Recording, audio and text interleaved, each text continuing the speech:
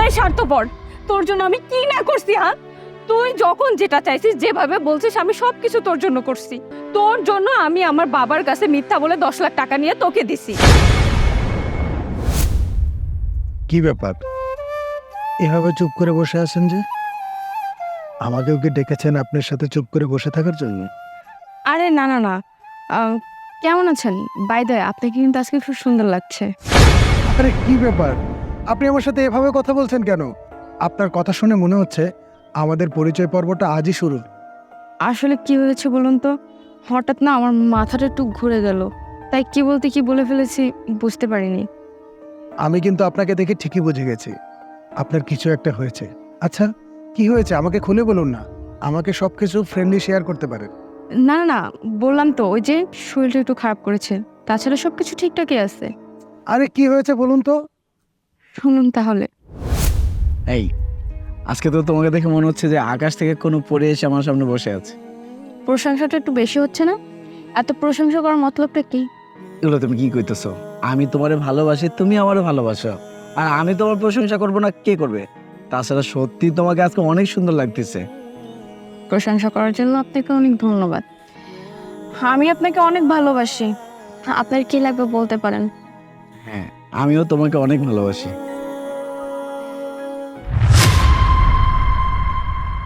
মাহি, তোমার সাথে আমার একটা ইম্পর্টেন্ট কথা আছে।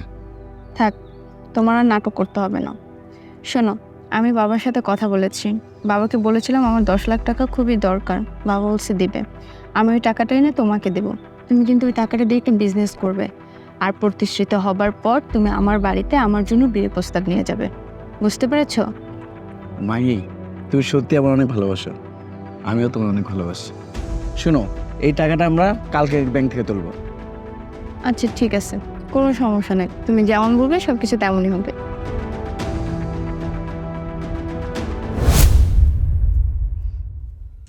কি হলো, থামলেন কেন? তারপর কি হলো বলুন।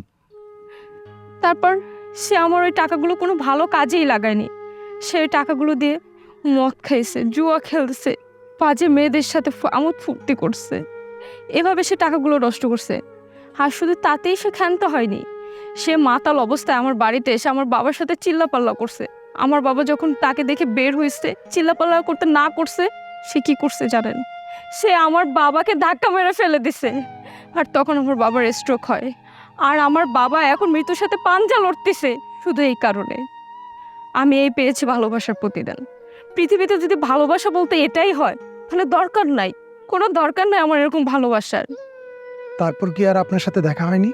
হয়েছিল, তখন আমি ইচ্ছে মতো তাকে কথা শুনিয়েছি, অনেক কথা বলেছি, কিন্তু সে একটি কথারও জবাব দেয়নি, চুপচাপ শুধু কথাগুলো শুনেছে।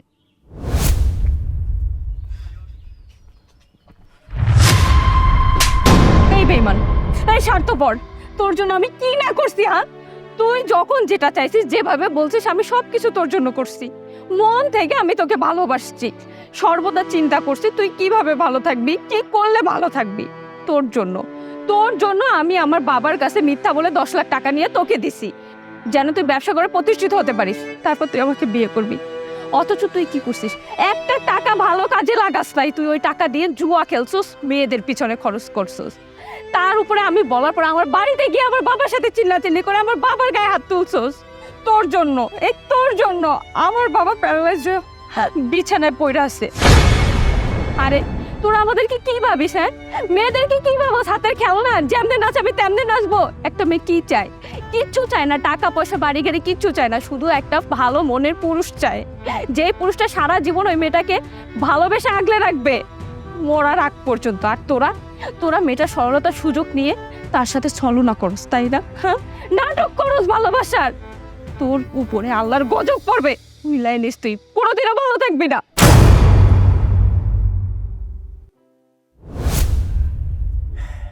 হ্যাঁ, বুঝতে পেরেছি। আসলে কি জানেন, এই পৃথিবীতে না মানুষ ভালোবাসার মূল্য বোঝে না, সবাই শুধু ধোকায় দেয়। আপনি ঠিকই বলেছেন, পরিশেষে ভালোবাসার মানুষগুলো শুধু ধোকাই দেয়, আর আমার সাথে সেটাই হয়েছে।